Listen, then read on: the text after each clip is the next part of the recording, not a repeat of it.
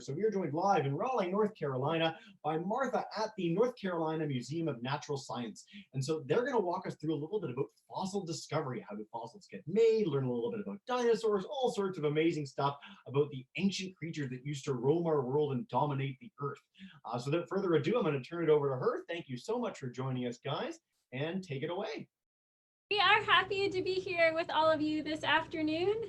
We are standing in front of one of our exhibits that we have at the North Carolina Museum of Natural Sciences. This is the Acrocanthosaurus atachensis, high-spined lizard. This is one of our largest dinosaurs on display here at the museum.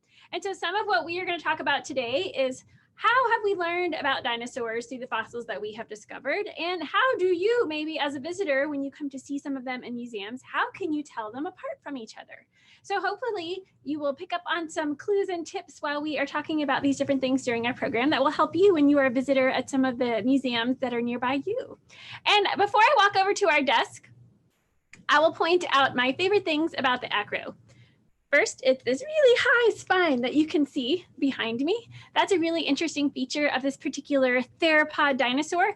And also we like to point out the number of fingers that theropod dinosaurs have, because that's one of the clues that can help you tell this one apart from a lot of the other Tyrannosaurus rex dinosaur skeletons that are super popular and that everybody knows a lot about. So you can keep an eye on spines and on fingers, and also even on the skull. You can check that out when you are visiting places near you.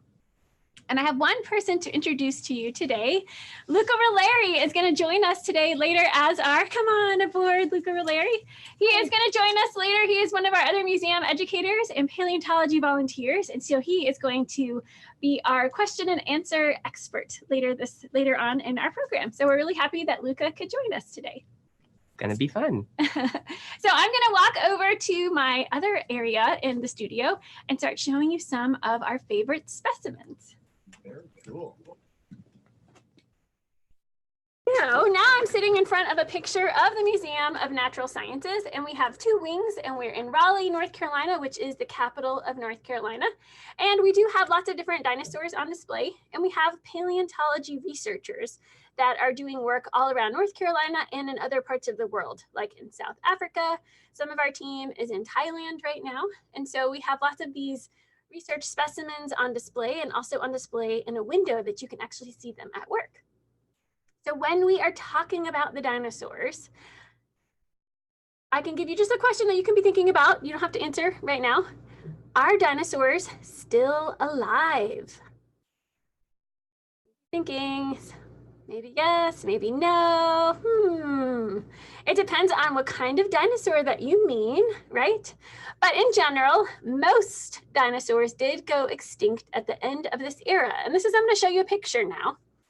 When we talk about most of the dinosaurs, we are talking about a time period on Earth called the Mesozoic Era, the age of reptiles. And it includes a really long time on Earth. So dinosaurs were really successful and survived some pretty big changes over the course of the history of the Earth during the time that they were living. But these are the three general periods: Triassic, Jurassic, and the Cretaceous period. And Jurassic might be a familiar word to you if you have liked any of the Jurassic Park or Jurassic World books or movies. And so that's kind of where that terminology comes from. These are the science words that we use to describe the time period when dinosaurs kind of ruled the earth when they were alive. If you were thinking of how do we know that they were all over the place, here's the other map that's really fun to show you. And this is an updated map. And you can look up specific groups of dinosaurs. We are finding things all the time on a regular basis now, new fossils. All of these dots represent places where dinosaurs have been found. So lots of different types of dinosaur groups. You can see some parts of the world have a lot more fossils than in other parts of the world, just relating to dinosaurs. If I was to add in fossils of all living things and prehistoric things, the whole map would be covered in dots, but we're just talking about dinosaurs for this particular map. And then we know that Earth has changed. Earth is changing today, and Earth has been through really major drastic changes over its history. And so we're going to go through a few slides that show you how Earth looked when the dinosaurs were alive. So here's our first picture. This should look familiar, right? This is our Earth today. But then if you go back 220 million years ago, you have the Triassic period, and the continents look pretty different than how they are today. Then about 180 million years ago, you have the early Jurassic. It's maybe starting to look a little bit more familiar. And then you have the late Cretaceous, which is about 80 million years ago. So we recognize the shapes of these continents, even though there is water in places where we definitely do not have water today. So we were saying that dinosaurs were really successful as a creature when they lived on Earth. They were really well adapted and survived and lived in a variety of habitats and ecosystems. Why did they die out? Why did most of them die out? And this was a question, people maybe for 200 years have really been formally naming dinosaurs. And so people have been discovering dinosaurs and fossils for as long as people have been on the Earth. They just didn't always know what they were or how they related to each other and how they related to other things found in other parts of the world. But now we know, and we know also why most of them went extinct. And we're even finding out even more specific details to that question. And the biggest answer is an asteroid, right? There was an asteroid that hit this part of Mexico, and it left a huge crater, Chicxulub crater. And this is pretty much what did in the dinosaurs. This is why they went extinct. Some really major environmental changes that harmed the food cycle and really created an unhospitable world for the dinosaurs. And here's a little illustration of maybe what that might have looked like. And then when you're thinking about fossils forming, so here's this big event where this thing comes out of the sky and it causes fire and really massive flooding and all of these big changes. We know this because we find fossils, right? And we find them in lots of different places. And so that's our next kind of thought process is we know what caused this big extinction event. And now we know how we got to be thinking about how do these fossils form?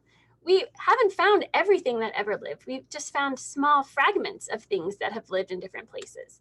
And that's because fossil formation as a process does not happen everywhere, every time. So we kind of joke, step one in fossilization, what has to happen? Step one is a plant or animal has to die first, right? And then the step two is really the important part, is that it has to be covered really quickly. And usually it's covered by water that's carrying sediments, and those form a protective layer on top of these plants and animals that died, so that keeps them from decomposing and getting dragged away by lots of other animals or by other running water or even just by insects, other animals. So being covered by sediment is what keeps the bone from disappearing. And then millions of years of sediments, imagine how heavy that is and how much pressure that creates. It changes the bone and makes it more like a rock and less like the bones of living creatures. And we have a huge variety and diversity of size and sample. So here's our first picture. You might have seen this picture before. It's just such a fun picture. We really love to share it. It's an Argentinosaurus femur bone. And you all can be thinking to yourselves in your classroom, where is your femur? I can see you, so point to where your femur is. Oh yeah, everybody's doing the right general direction. Yeah, okay. So your femur is your thigh bone, right? That's your largest, strongest bone in your body. And so when we see a femur of this size, as in the Argentinosaurus picture, we know that this was a really large dinosaur. And we can kind of see where the other parts would relate to each other and how this size might relate to another type of dinosaur. Argentinosaurus is a long-necked dinosaur, a sauropod. So that was the largest dinosaurs. So these are really fun and really important in size, and everybody gets excited about seeing really big fossils.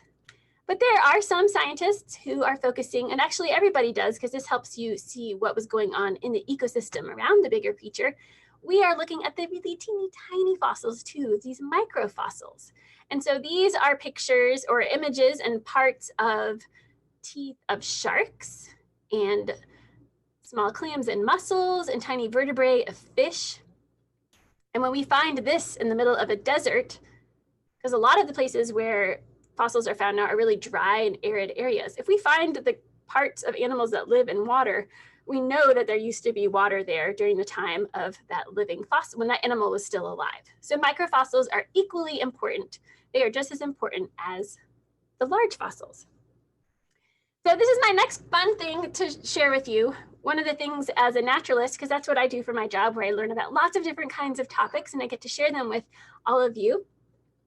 I think it's really fun as a scientist who's focusing on these prehistoric animals and plants. A lot of it is learning to recognize shapes and how they relate to each other. And so I have three objects here, 3 different bones. And so when we are talking about body systems and anatomy, we are comparing how things are similar and how things are different.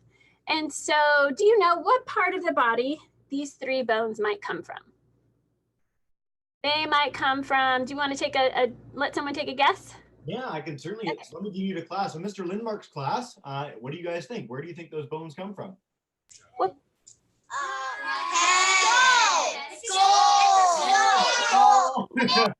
Head, Okay. skull, yeah.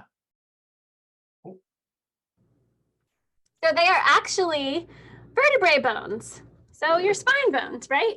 And these are 3 bones. They're all vertebrae bones, but they are from 3 different kinds of animals. And so the shape of a vertebrae bone is fairly similar amongst animals with backbones, but there's some slight differences. So this is from a deer, like a deer that you and I could see today. So that's a backbone shape of a deer. This is actually from a whale, and this is a fossil. So a lot of the parts have broken off and been weathered away. And then this is actually a catfish. So they're all vertebrae bones, but they look different from each other. And I wanted to point this out to you because when paleontologists are finding the bones of animals, they are able to recognize what part of the body it came from. And then they're also able to recognize, does this look like something that we already have in our collections, or is this something brand new based on measurements and comparisons? So those are backbones. Let me show you 2 other bones and let you take a guess. All right, here are 2 bones. What part of the body do you think these bones are from? They're the same kind of bone, 2 different dinosaurs. Yeah, Miss Teason's class. How about you guys? What do you think? Make it wild guess, guys. Yeah. Stegosaurus, I don't know. Oh, your name. So you're naming a kind of thing, but what part of the body do you think those bones come from?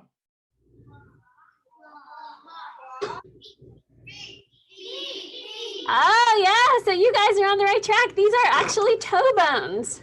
So think of the size of the bones in your feet and think of how big a dinosaur must be if this is just one of the bones in its feet. Okay, so whoops, I just lost one off the table. That's fine. They are replicas, so I don't have to worry about breaking irreplaceable fossils. So toe bone is another really great, unique shape that you can see and know that this is a toe bone. Is it something I know, or is this from a new animal? So comparative anatomy, comparing how animal parts are working in the animal and how they allow us to tell them apart from each other. So one more bone is this one. And this is a femur.